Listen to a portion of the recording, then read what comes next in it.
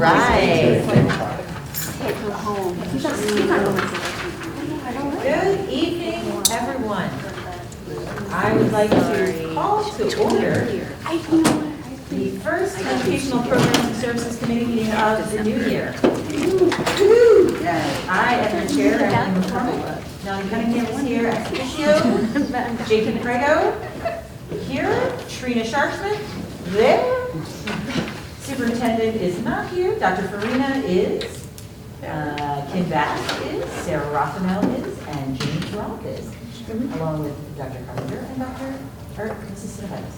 Sorry, did we give you your remarks? To go to school. So, let's get right to it, shall we? First item on the agenda, approval of the October 19th and November 2nd meetings from the Educational Programs and Services meetings, and I believe they were attached. Yep. Here they are. I would entertain a motion to approve those minutes. I'll make that motion. Go ahead. Second it. Sorry. That's okay. Any questions? All right, moving right along. Number 1 is passed. Did I say that right? Dang it. All those in favor? Aye. All those opposed? All right, the motion passes. There you go. And your vote was Only aye. you guys My matter. vote was aye. Yes. Just checking. All right. Next up, the Crisis Management and Response Introduction to Parent Reunification. And I guess we're, Dr. Farina, this is you? That is indeed me. This is really intended to be a brief introduction because on Friday, our families, which is tomorrow, Fit Day, families will be introduced to the concept of parent reunification. Parent reunification is the district's strategic attempt to reunify a child with a custodian in the event of an incident. It could be a facilities-related incident, a weather-related incident, and/or it could be a critical violent incident. And so the district has made concerted effort throughout the last 2 years to make safety and security recommendations. Reunification is one of those efforts that is part of PCCD, which is the organization that outlines the requirements for funding and funding allocation in the continuum of physical security. And so my purpose here today was to not give you the whole show. We talked a little bit about this. The district did adopt this. Let me give you something really pretty. And so your children in the district should likely be experiencing this, right? So we adopted the standard response protocol. We trained all of our staff. These are expectations of Act 55 for safety and security. So over the course of several years, mandates have come along for unified training. So this is our standard response protocol. You could ask any of our administrators if you have children. They likely have told you that many times throughout the year, there is a very loud notification around those incidents. It's a hold, it's a secure lockdown, evacuate, or shelter. All right, I won't show you the video, it's a little bit long, but we have been working to train all kids, K to 12, in this protocol. We complement that system with Crisis Go. And so all of the staff in the district, professional staff, support staff, have an app on their phone. And what this is it's a crisis communication system. If you are ever in a critical violent incident as an educator, one of the things that is commonly said is you actually have no idea what is happening. Trina could probably attest, being an educator, that you're waiting for somebody to tell you what's going on. And we heard that feedback through all of the safety and security training that I've gone through and Rodney have gone through. The notion is cops own the crime, fire owns the flames, schools own the kids. We have trained in Alice, but Alice is precipitated on acting on the information, the best information, the most current information you have. Alice is a single response mechanism. It is an active shooter response. The worst possible scenario for schools. And so we have been drilling Alice, geez, Rob, 16, 17? Since 16, 17, we have trainers. Radley is one of our trainers. But what we realized is it's not always an active shooter incident. There are other things within the schools that require us to communicate and respond. So we did adopt the standard response protocol. Alice lives in that protocol for a very specific critical violent incident, and we communicate it through Crisis Go. And so it's on every laptop, it's on every staff member who's willing to have it. So the idea of adopting Crisis Go was one of accountability. In an incident, we know it's fight or flight. That's human nature. We have told kids and adults, you have our permission to run, right? You have our permission to essentially make the choice that is best for you given the context. And so that creates somewhat of a problem for us because accountability is the district's responsibility, right? Schools own the kids. And so Doug and I, as we were developing our crisis response protocol, kept coming back to this. If we don't know who needs help, then how do we help? And so Crisis Go is an accountability measure. It gives staff the ability to check themselves in, check their students in, check other students in who may have run into their room. All of this was foundational to reunification. So we're in an incident that requires us to either reunify in our building or to take students off-site and reunify them. We've done that before. Some of you in the community may remember a couple years ago, it was not very strategic. We received a lot of critical feedback on the process, and we do better, right? Our responsibility is to do better. And so, as a group, we have been working to extend standard response to standard reunification. And what that looks like, I'm going to show you a quick video. Hopefully the sound works. And it is out of Texas. So, and if you want to go to Kohl's in the meantime, you can do that. 70% off. The standard reunification method provides clear procedures for reuniting students with parents or guardians after an emergency, and is designed to help meet the mental health demands that accompany the crisis and maintain the chain of custody for every student. Reunification sites should include an area to unload students out of view from media and parents, additional areas for police to conduct interviews, and for private crisis counseling may be needed. Churches, civic centers, and other schools could all serve as possible reunification sites. The basic process for reunification is to have parents arrive, identify themselves and the students they are picking up. Next, a reunifier retrieves the students and takes them to the reunification area to meet their parents. Students and teachers should arrive at the student holding area away from the site of parents and media, where they will check in and wait for pickup. Teachers and students should always remain together and be ready for reunifiers to retrieve them.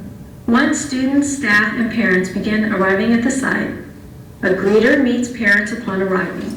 The greeter hands out reunification card forms and then directs the parents to the appropriate line. Parents and guardians must have a photo ID ready during this process.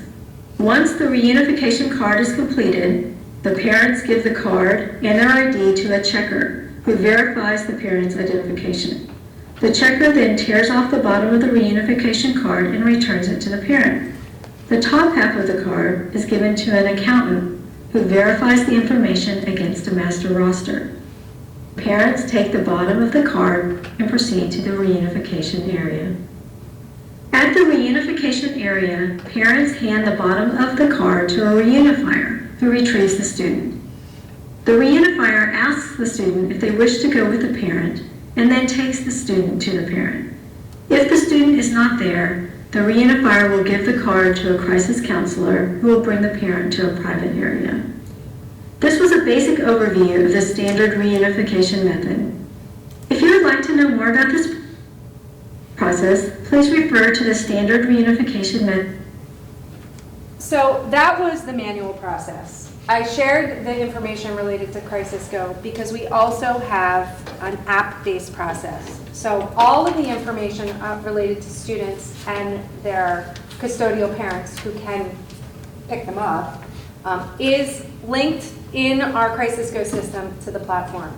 So we have the manual way, and we also have the way with Crisis Go.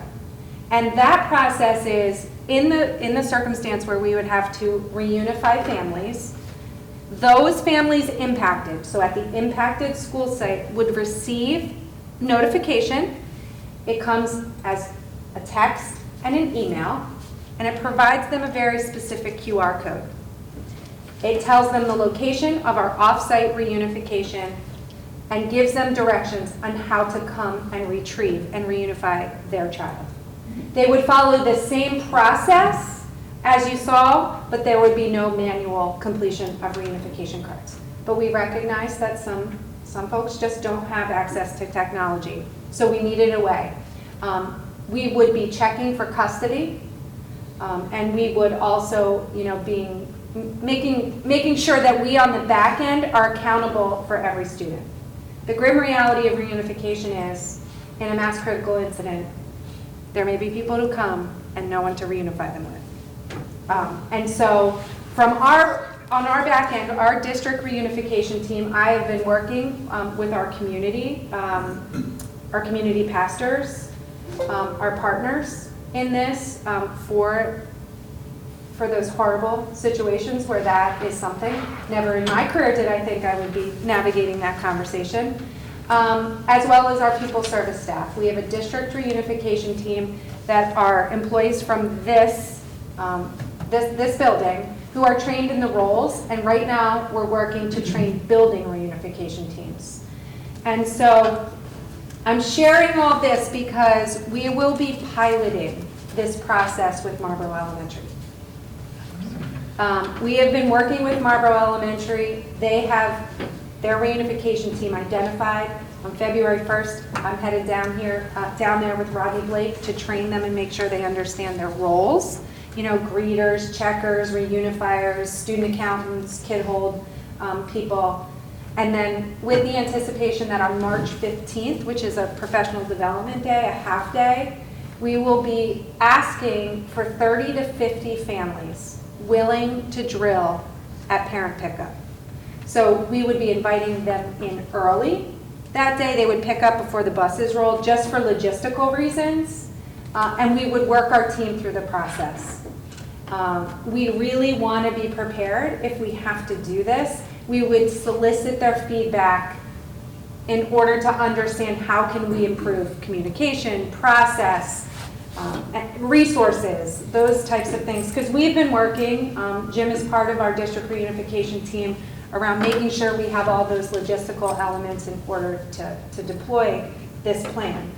So we would look to do that March 15th.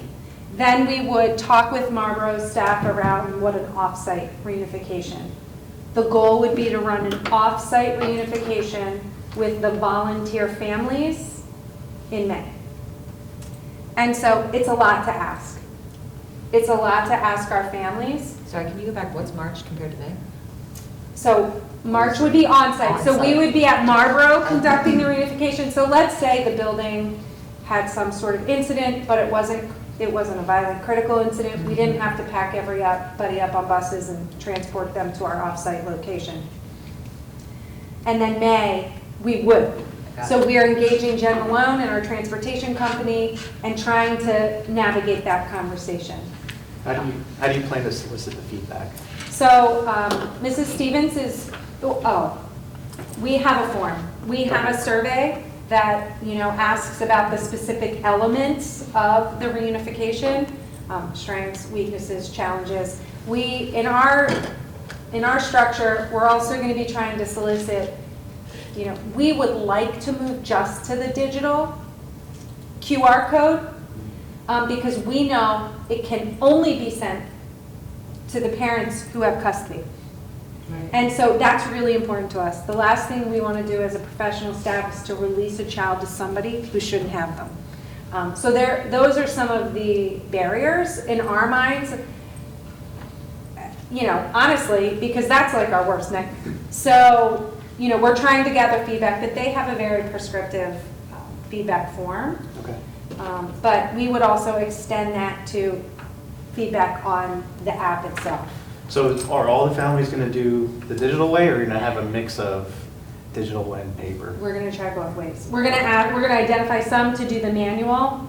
The greeters will sort that, you know, as I they. forget what you said. What is the non-digital, like, how do you get that, what, you send it in the mail? No, it's Yeah. In 3 to 5 business days? No, so they would, Get your kid back. yeah, so the process would look like, as our families arrive, the greeters would ask them, do you have your QR code? Oh. And if they say no, we would say, all right, we're gonna, so we'll have 2 different locations. That was one of our conversations. We did a walkthrough at Marlboro already. You know, this is a table, so it's an additional layer logistically for us, but one, we don't want to have to be dealing with people who don't have access to their QR code in an incident that requires them to have it. So we'll be prepared to do both, but it would be at the time of the reunification that we would be doing I that. think parents, I've heard them, they complain about how many apps there are. Does this work with Parent Square? So parents do not need an app. You would get a text message or an email. So whatever you put in Skyward is where that information is going. What's important to know is it goes to the context, you know, in Skyward. So we always ask, please, please, please make sure your Skyward information is up to date. A crisis is not the time to find out that, oh, you didn't put a number in there, or we changed our number and didn't. So Can you do like a sweep of that now to figure out how many are missing at this point? So I think that's a really good idea. The caveat to March 15th is every Marlboro family is going to get that email. Not every Marlboro family is volunteering to participate. Right. So, you know, we're starting communicating this early because hysteria prevails Oh my gosh, yeah. when that kind of notification, you know, just the words lockdown create, you know, a little bit of a situation in people. So, you know, we want to target our communication to Marlboro a little bit differently and well in advance. So if you're a Marlboro family and it feels annoying that we're over communicating, we don't want to get to March 15th and our May date and people to think, oh my goodness, It really happened. I'd rather. panic. And so, you know, that's why I'm sharing it now. We were very mindful of our timeline to make sure we were ready for this meeting in January so that we can continue to communicate almost weekly, both to the community and to Marlboro specifically. The other buildings are working on their organizational on-site reunification chart.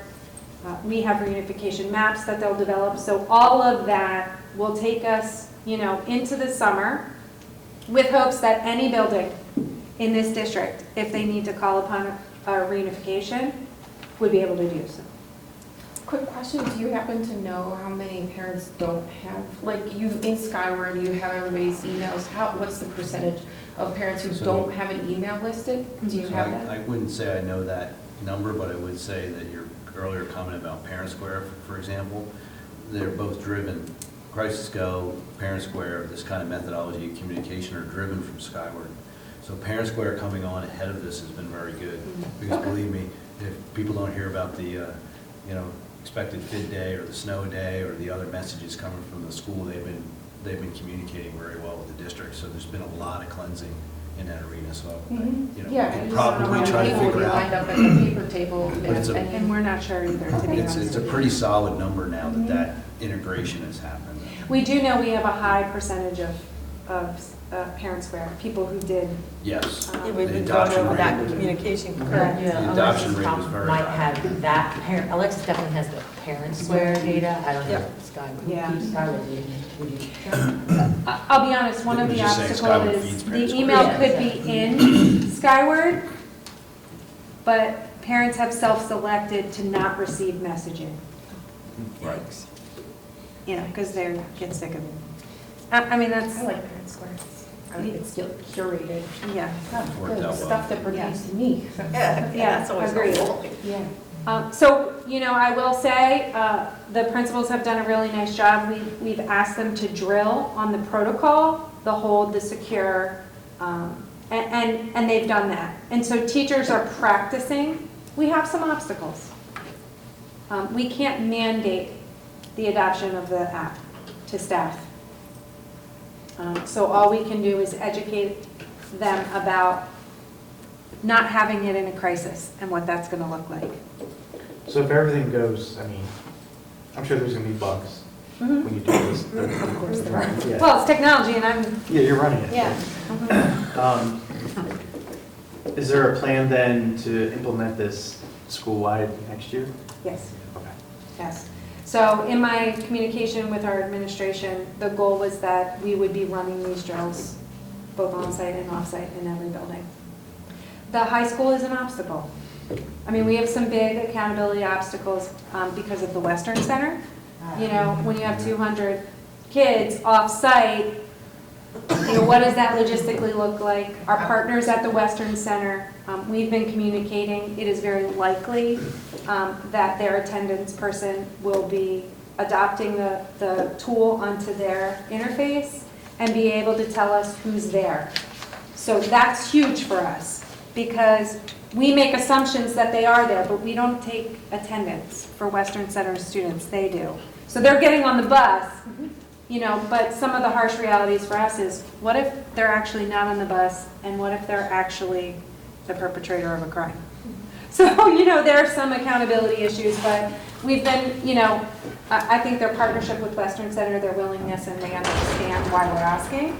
And so, you know, it's been a little, implementation is always a challenge, especially when we're asking staff to, you know, use an app. Sorry, have you piloted this with some staff? So we have been doing the standard response protocol. So our, oops, I'll find it. So, well, how do I get, see, I'm technology. You want to put it on the screen? Give it to a 5-year-old. Yeah, there we go. So we have, what you will see is all staff have this, which is the interface. So any teacher has the capacity, if they see an active shooter, to hit a panic alert. So that also is linked to our 911, our first responders. I mean, we have, Are they taking attendance with that every day now? they aren't. They are not? No. Okay. What they do is they do For a fire drill, they do. for those Drills. kind of For things. fire drill, okay, okay. It's on that? And they've done very well with that. So, mine's tricky because what they do is, yeah, I don't have rosters, but what you would see is every building has rosters of kids, and their teachers go in, and then they swipe the kids in. So in a Kids reunification, with their IDs? no, it's manual. Oh, you do? Yeah, so the principal would send a drill. I was gonna run one, but they are incredibly Noisy. loud. And what you need to know is that if I do it with the training feature, Alan's gonna get it. I hate to say that. Yeah, at this hour, he'd be like, wait. Yeah. So what it does is it allows you to find your kids in the app, to account for them. Right. So in a fire drill, the principal will run the drill, ask the teachers to check their students in. Then we know where who every student is with, right? So in a crisis, if there are kids missing, I have a dashboard and Rodney has a dashboard, and we can identify all the kids that haven't been accounted for. So if we have to commission our emergency responders, who are we looking for? These are the kids we don't know where they are. So if you're teaching orchestra period 2 your orchestra period 2 roster as the teacher comes up, you say yes, yes, yes, yes, yes, yes, yes to Yep. these kids. Yeah, they can even say all and then go no, And they no, go, no. Yeah. okay, and That's then what if faster. they're all at lunch? You, Then they're rostered to lunch. and then some, no, It wouldn't be rostered to lunch for us. They would be on, at the high school, they would be on Kirsten Hildebrand's roster for that. If we run lunch period 5. okay, Yeah, whatever. it So was. if Kirsten has band period 5, okay.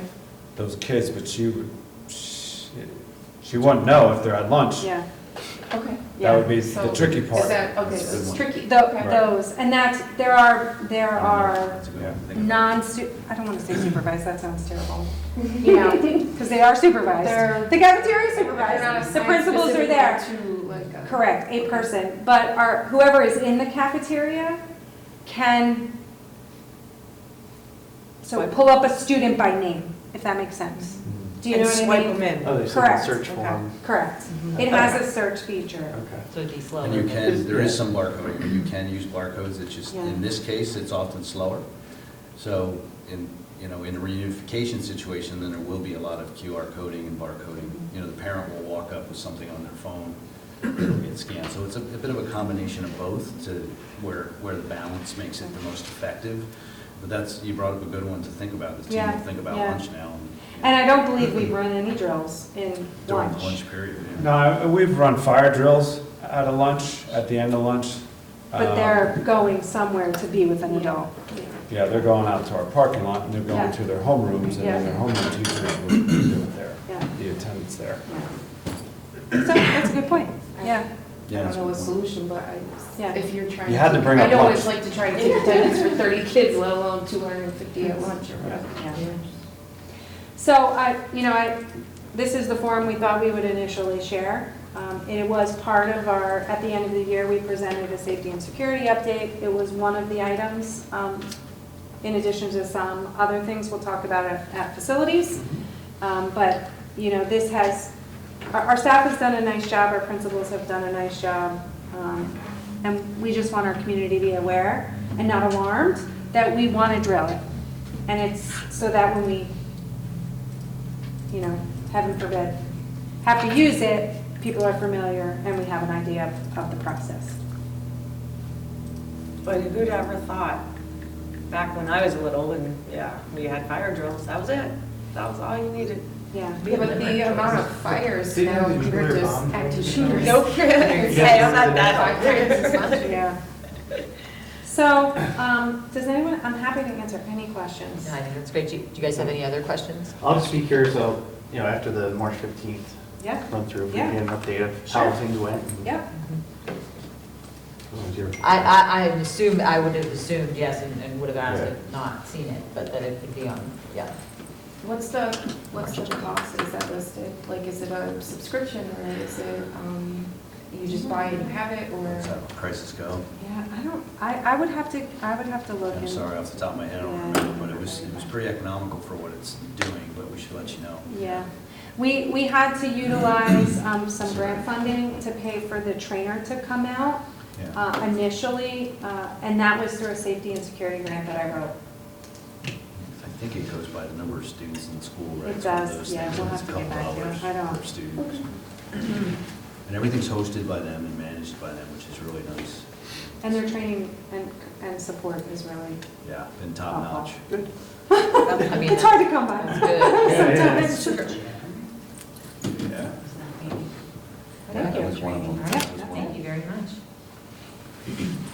Next up, special education updates. Me too. Right back to you. This is a really quick, and it's sincerely, and if anyone wants one, I can share it. At our last meeting in October, the question was asked, is there data, dropout and graduation data for regular ed compared to students with disabilities? And this is just it, Thank you. for context sake. Oh, sure, yeah. So I'm happy to answer any questions.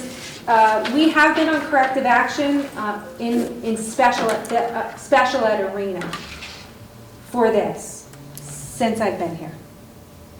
So dropout is a factor. So we have written corrective action plans almost every year. I suspect we are in good company in most of the districts in Pennsylvania as it relates to students with disabilities, but that's the data you were asking for, so Thank we you. brought it back. Appreciate that. Parent engagement, also simply just informational. Every year, our pupil service department has really tried to provide parents with opportunities to come and engage in topics that are relevant to them, to their children. We got some feedback over the years about things that would be helpful. And so in September, we did run QPR related to our suicide awareness and response. Hidden, High, and Hammered in November for the purposes of drug and alcohol and substance abuse. Ben Story is a student, a grown man and family with autism. He also was on the Wheel of Fortune and won. Wow. And so he will be coming to talk about that experience and their family experience. Transition is something we do for our families with disabilities. Transition is part under IDEA of our obligation as a school district to create opportunities for kids post-high school or post-21. And so honestly, every spring we run this because it is a very complex system. Once you are out of high school, the provisions under IDEA shift to the Americans with Disabilities Act, and you really have to advocate for access to services, and that can be very challenging for families. It's a complicated system. So we try to partner with MCIU. Chris Coberline comes every single March or April to provide that, and we do get good attendance. But it is very targeted to assist families who have children who are navigating that system. And then we have an autism panel. Autism is one of our disability categories that we see: high functioning students with autism, students with a complex autism, students with 504s who aren't eligible under IDEA for autism. So we like to invite several people who represent organizations or families or teachers to come in and have open and honest dialogue about for lack of a better word, the system, and how to advocate for supports for their child as it relates to the autism spectrum disorder. And so every year we just announce those and invite people to come in, and we always hope that we get more than the year before. How was attendance in September and November sessions? Now, QPR, we had several. Our efforts in suicide prevention have always been well received in the district, since our tragedies. So we do get students, and we train all of our ninth graders in QPR, and then this is always done the evening before, so the parents can come and see what their children will experience. So that is high. Hidden, High, and Hammered, maybe a dozen. And it was here, right? Mhm. Yeah. Yeah. So it's a wonderful, Beth Sanborn, who is the county contact, does our training. She's fabulous. She came in and did a training for the high school and pupil services staff earlier this year. She's very well received. She's easy to listen to. She's funny. But we will continue to promote that. We partner with Project Live because they do mock bedroom for us, and that's the companion training. And we did mock bedroom at our back to school nights, and we heard wonderful reviews for that. So, we'll continue to try to find the right time when parents are available. If you want me to jump to C. Please do. COVID delayed the special ed plan and the comprehensive plan, so things got all wonky. We had to do our special education plan, which is required by school code. We did it, and then they said, yeah, but you were supposed to do it, and so we have to present the same plan to the school board again. So we'll do that in February. but they said, oh, it's just a cursory.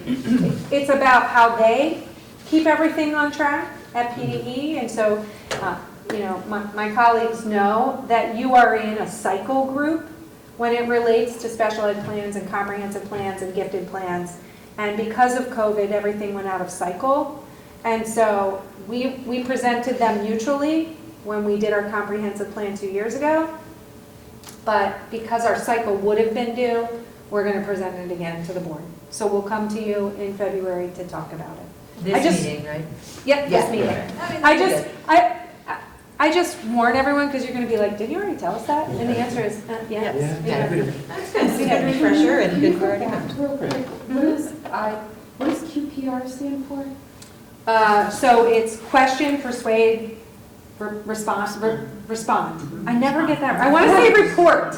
I always thought it's a question. So QPR equips you with the strategies to work with somebody who has suicide ideation, Okay. essentially. So Yeah. it's Yeah. It's a, like CPR for suicide. It's Yeah. just conversations. And we've taught the ninth graders for the past 2 years Yeah. coming in the fall, right, Rob? yeah. And these are, On you're the talking about PSAT sessions you invite parents to, like you're Yep. just telling us that these are sessions we invite parents to, this is the dates that they're Correct. scheduled for, okay. Question, And then- persuade, and refer. Report, that's the word. Or respond. I just say report. And then these are all sponsored by the MCIU? No, No. nope, the district. So we coordinate for the autism or transition Okay, with the MCIU. okay. They have a workforce development organization that we use even for regular ed, but they have a person who comes and he does our transition work and And transition training. is going to work, like getting into Post-secondary. workforce, like that. Could be anything. All right, and then autism panel, I heard that, and then Ben's story, He Ben's story, said- somebody with autism, Yep. is on you, of course. Yep. Hidden high and hammered seems obvious to me. Okay, got it, sorry. And then the special ed plan. And then, That'll be forthcoming. We'll give you Yeah, a draft okay. before the next meeting. Okay. But thank you. It just, there was a lot, Going sorry. through those, I was like, well, hold on, okay. Yeah. Oh, it's me again. CSI update? So this is a standing agenda item. We will have a very lengthy discussion in our next meeting, our next DPS meeting. But I just want to refresh everyone's memory. The high school is currently operating on a targeted support and improvement plan related to the subgroup of students with disabilities. So we were notified in March of last year.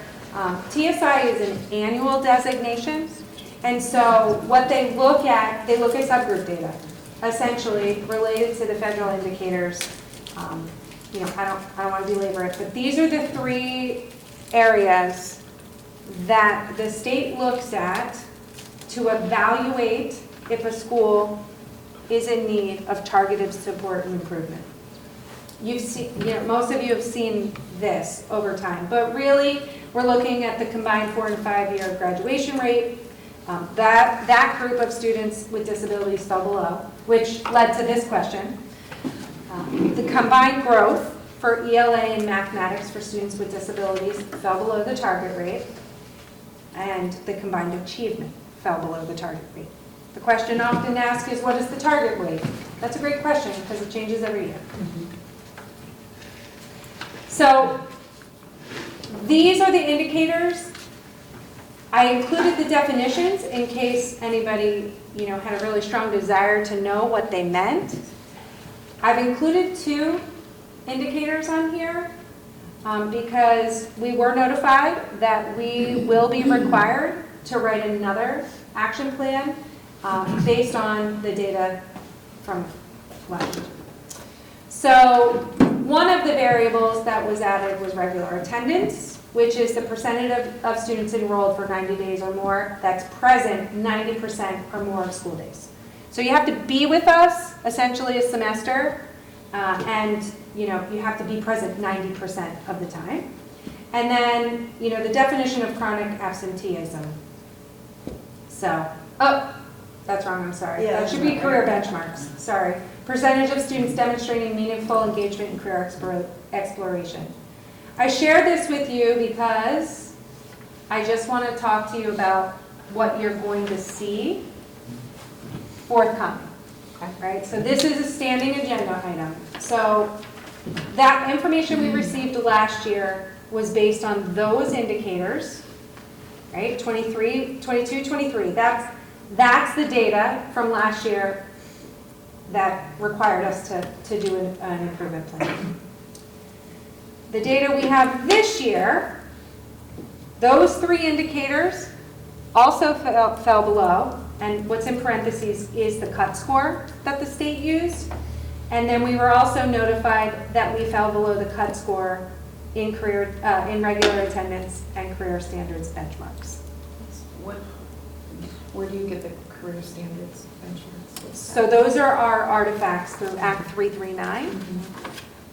And so, you know, we have, every grade band has requirements. The high school is the culminating requirement. And so only 80% of our students had all of the career benchmarks. In special education. These are special ed students. These are special ed students. I have to keep Sorry, reminding yes. myself No, about it. that's very good, It's because I think confusing. sometimes it's not And clear. by definition, this does not include 504s. Correct. I don't know what happened. So I wanted to share, in your packet is the action plan that we're currently operating on. I'm not going to go into detail because next month, I was going to say next meeting, you will hear about the progress on all of the action steps in those. So, you know, take time to look at it and formulate your questions accordingly, essentially.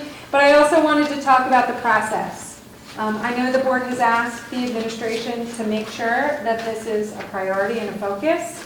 And so I want you to be aware of what's happening both publicly and what we're doing behind the scenes. So in January 26th, but also most of January, we're collecting student benchmark data, which is outlined in the action plan.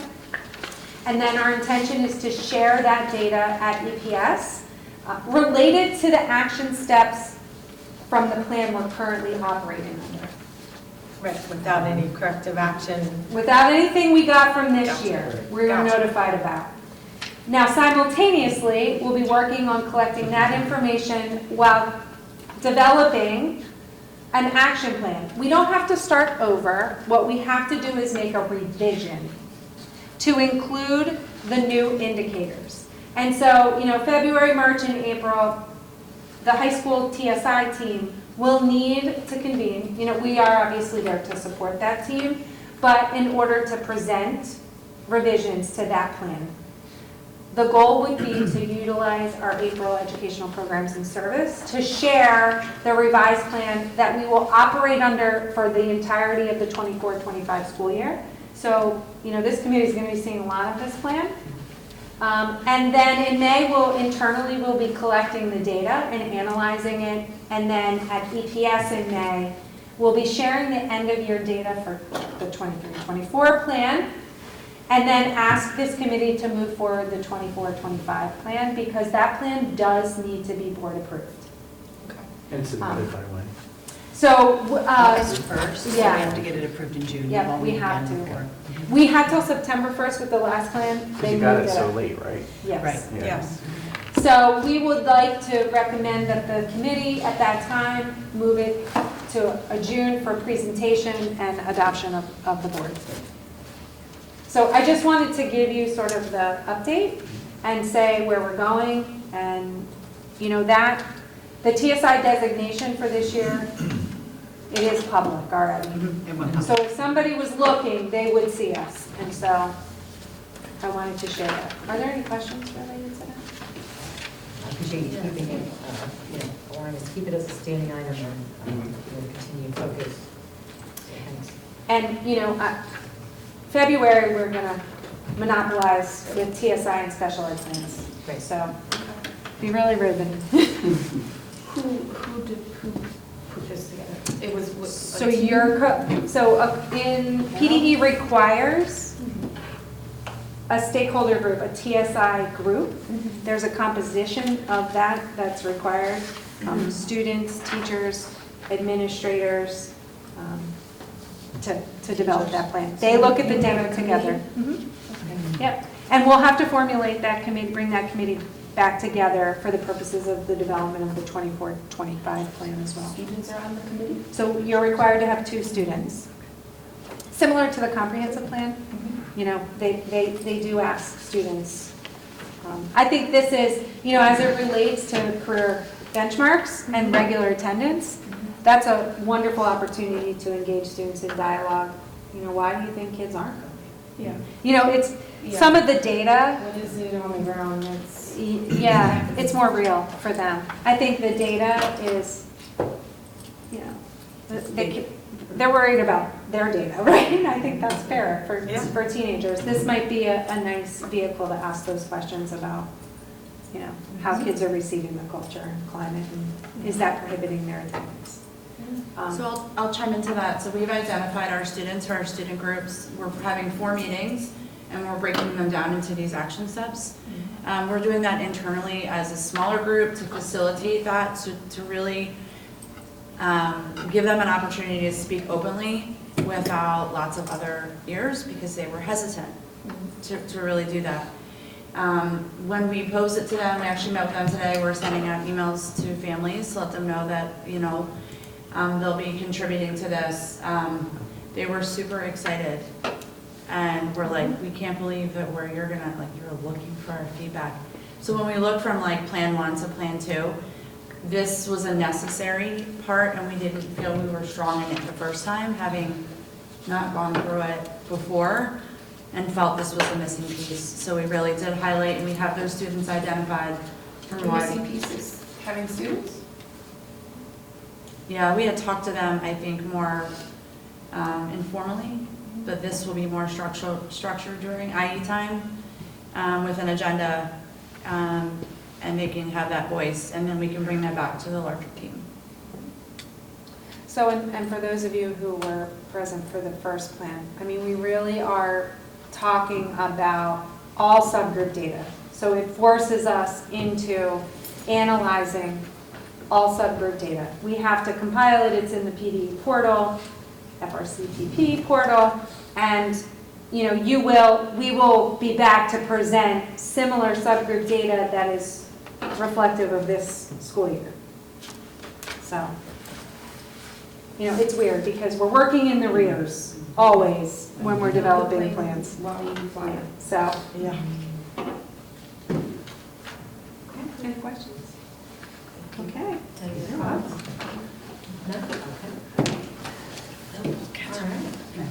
Program of studies. Did you want to? I get an email. Okay. Do your intro and all. I will. So before you have it's very similar to what you're going to see on the presentation. I just highlighted some changes. There weren't a huge amount. On the sheet that you have in front of you, it gives you specific page numbers so you can go right to them. The look, the aesthetics of the program of studies had an overhaul. A little bit of a shout out to Mrs. Cenobitis for that. That was very nice. Thank you to Canva for really giving shout out. So what you'll see, and I will just highlight the pieces that have changed. Thank you. And then just so you know, at the bottom, you have a QR code that will take you right to the actual program of studies on your phone, but I have linked it within the 3 slides. I'll be Vanna, you tell me when. So this was made, this actually went into the program of studies last year, but it was something we really focused on and highlighted for this year, was the graduation requirements, traditional versus scholar diploma. So, and you will find that on page 9 and 10 of the program of studies, but it really talks about students' post-secondary pathway and choosing a diploma that highlights their long-term plan. So to give you an example, and this process really works with the counselor, the student, and the family. So we will make recommendations and considerations as a school, but our hope is that these conversations are taking place between counselors and students when they meet for course offerings, as well as then students to parents and parents to counselors.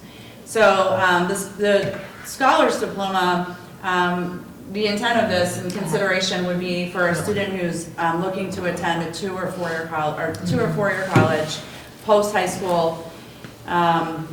This diploma will require students to be proficient on at least 2 of our Keystone exams, as well as they will need to take 2 credits in the same world language.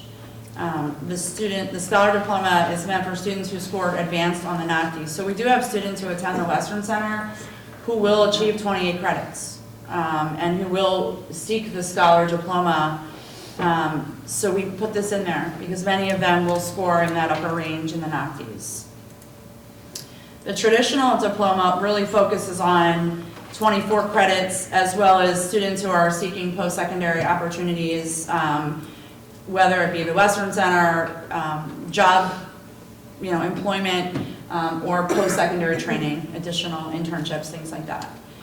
It's not to say one student can't get this or one student can't get that. These are considerations, and we are, asking students to make this consideration by the end of their 10th grade year, because that really will drive for the 11th and 12th grade year the remaining credits that they do take. So that was something that, like I said, was put in the program of studies last year.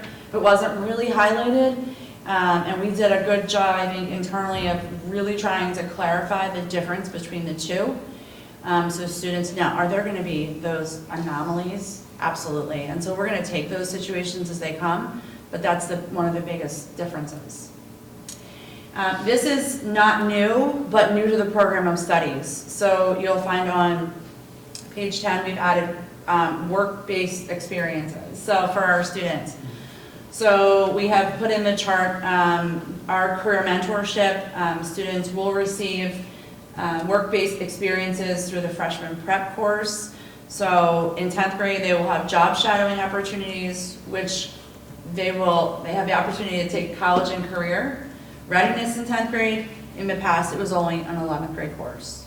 So we're giving them the opportunity to get those experiences in 10th grade and build upon their work-based experience. In 11th grade, that's that service training, which will community service. So community service really has been a 12th grade course, but we're adding that to 11th grade as an opportunity. And then in 12th grade, it's really that catch up, right? So what didn't I get to, and what can I do, and what do I need in order to get the work-based experience I need to move forward. And then there's some capstone programs as well, such as the medical pathways that we're involved with at St. Luke's Hospital. So we're trying to build more programs like that as well. So it's either catch up if I fell behind or an opportunity to do something really exciting and career related. Something new to the program of studies, and this came about a couple of ways. It's really competitive to attend the Western Center. There are certain programs that you apply early, you meet their criteria, and you can't get in because of numbers. So Dr. Farina and I spent some time looking at our portrait of an Upper Perk high school student, and then looking at a portrait of a graduate from a Western Center. So students that we believe would benefit from attending Western Center, and the skill set that they would need from 8th grade to 9th grade specifically. Because a lot of the programs, if you don't apply in your 8th grade year, your chances decrease of getting into a program. And so we really added, and you'll see that, that will be on pages 16 and 17, the notion of students being collaborators, innovative creators, flexible and creative thinkers, and communicators. And we know in 8th grade to 9th grade, this is a transition year, so those skills are something they're going to work at for a long time, but it is a baseline. Above that graphic in the program of studies, you will see what skills do you need to have to be a communicator, and we really outline I'll just give one example, for communicator, applies reading skills to acquire knowledge and broaden perspectives. So these traits will be shared with 8th grade parents, specifically students with disabilities in those IEP meetings, to really highlight, do you think your student would benefit from the Western Center in 9th grade?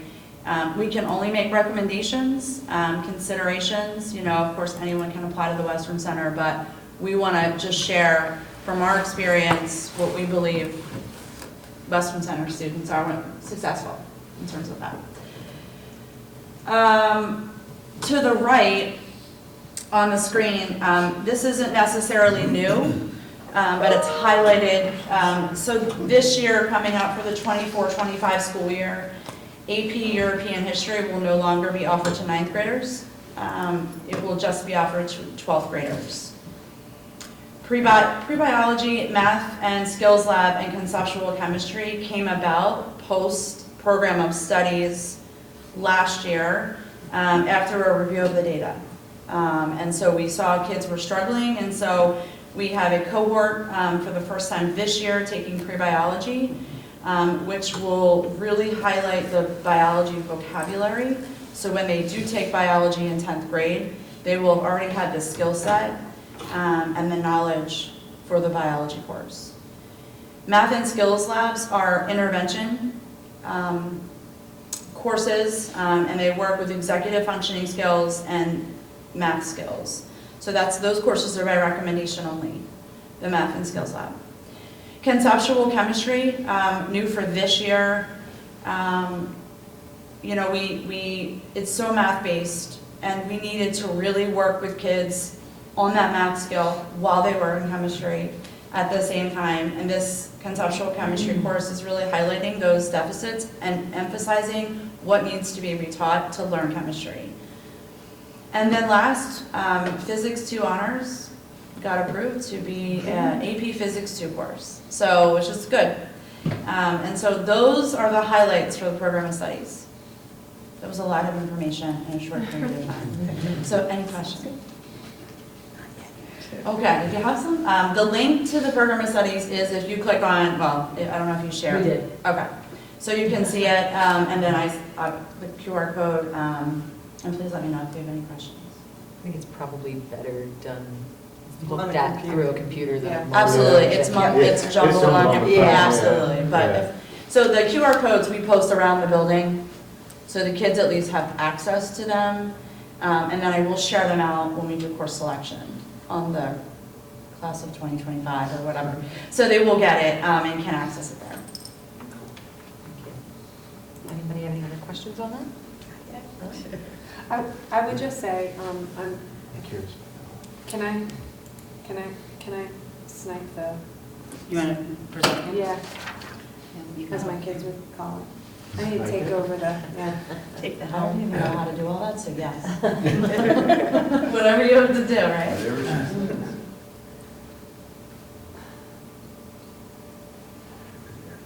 So Jen referenced the portrait of a Western Center graduate.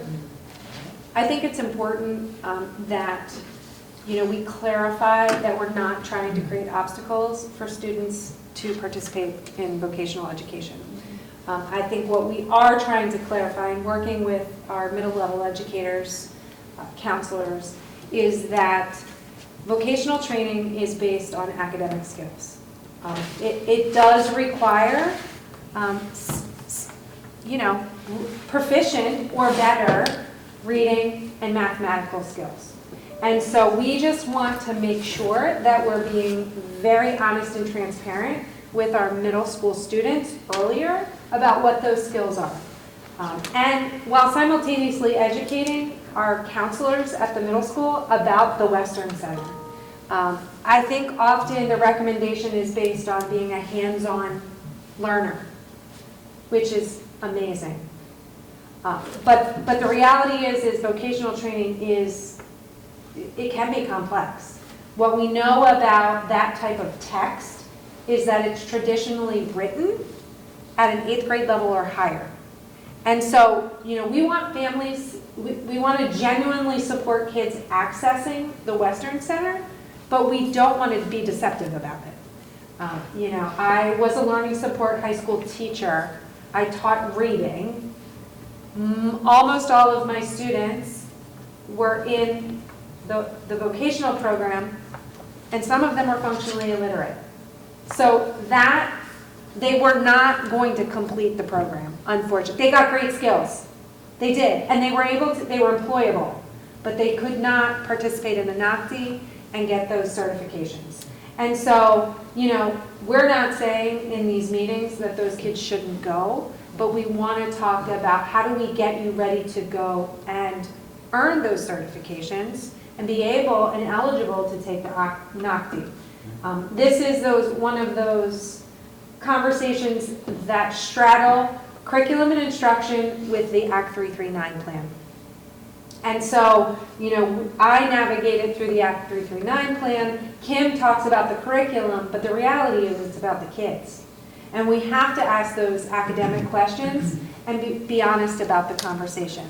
Is there some sort of past here, like some conversation in the community where the belief is that this is like a special ed program where that you don't need these skills? Like, I feel like you're coming back at some sort of a myth, or are you just kind of anticipating some? I think sometimes we don't think about the completeness of Western Center. It's a highly skilled entity, and I think sometimes the kids are going to like it, which I think is true. But the reality is we have to make sure that they can do the work when they're there. They can access, they can read the content. And the other difficult challenge that we have, and the administration, we've talked about it, which is why we recommended a change in the credits, is that students who go to the Western Center don't have access to intervention time, who might be the students who absolutely need it the most. So we've created a conundrum. And so we have to ask ourselves and talk to families and students about what are the skills? Do you even know what's required? That doesn't happen in high school. Right. That happens in middle school. And so we want kids to be completers. We want kids to be advanced or proficient on the NACTI. That's what we want. But that takes a lot of coordination and planning and open and honest discussion with families about the skill set that's required to be a successful completer at the Western Center. What we also know is kids can be very successful at the Western Center and not pass a class at the high school. And so now you're not successful, you're not going to complete in either. And so that's a barrier for kids too. And so, those are difficult conversations because we want to celebrate all that is vocational ed, but we have to be transparent about, there's a lot of math. There's a lot of reading in the trades. These are not, kids just tightening a wrench. That's not what it is. I think this is really good because, as Ms. Sandler said, it's getting really competitive to get into the Western Center. I sit on that board, and, we're always celebrating the numbers of applicants and things of that sort, and then the reality hits of, well, applicants went up. The number of rejections has also gone up too, because it's gotten so competitive. So I think getting this message out there that, yeah, you might be a good fit for the Western Center, you got to make sure you have these skills too to be, a successful student there and to get into the program. Well, and what we know is, personal responsibility and behavior are incredibly relevant in those environments. How they select students, that's right. a part of it. Attendance is huge. And, you don't have to be a straight A student, but academic, proficiency. The misconception is it's a heck of a lot easier. Correct. Okay, so that's like kind of where I was, is that what's out there? I think that's a general conception, though. I mean, I don't think it's unique to Upper Crook. I think it's a general conception. I think students, when you talk to them, they say, I didn't realize how much reading there was. I didn't realize how much math. because they joke like, geometry, when am I gonna use geometry? And then we've had kids come back and go, I just use geometry. Yeah. And we were like, well, yeah, we told you, you would use it. I couldn't tell you when. So I think that is the feedback. We are gonna use it with our students in the high school who wish to go later on, because of, sometimes you have an aha moment as a student and you're like, I think I want to work with my hands, I think I want to go into HVAC. The problem with that is, and we're working with the Western Center to try to overcome some of those barriers, because we have kids who we really believe would thrive and have the academic ability at that point to be successful. As the popularity continues to grow for, students and applicants, is there any discussion of growing the program? There's discussions, but, we're limited based on budget, based on space, all the other things, but it's come up quite often. You about want to what be a we can do. machinist, it's a perfect place to go. It still has lots of room for people. Where? What did you say? At the Western Center, Oh. yeah, there's like a room for, For that, Yeah. for that specialty. yeah, which kills me. Cosmetology That's is, a hot that's a one. hot. Yeah. Yeah, So- those competitive shops like Cos, Culinary. Culinary, Yeah. that's where they use the rubric. Yeah. And that's where they're rejecting kids. Yeah. The other ones that aren't as competitive because the numbers aren't there, they're not using the rubric, and kids are getting in left and right. And perhaps they And then they're not should be in Okay. because of their previous academic history. And, we've seen that there are students, who may be told that they're college bound, and believe that it precludes them from participating at the Western Center, which is also a misconception. Yeah, that's a norm change. And so, we're trying to, but those conversations need to happen at the middle level. Because generally, that's when those applications, are introduced to kids. That's when those awareness experiences are introduced. And so, the high school has really tried to work with our middle school administration and counseling team to recreate that concept. Is that a shift that you're introducing, more emphasis on the middle school? Is that what you're telling us? Okay. Yeah, so, and that's where it's, in the Act 339, we have an obligation to do CTC awareness. And what we saw is that we were a little sparse. Okay.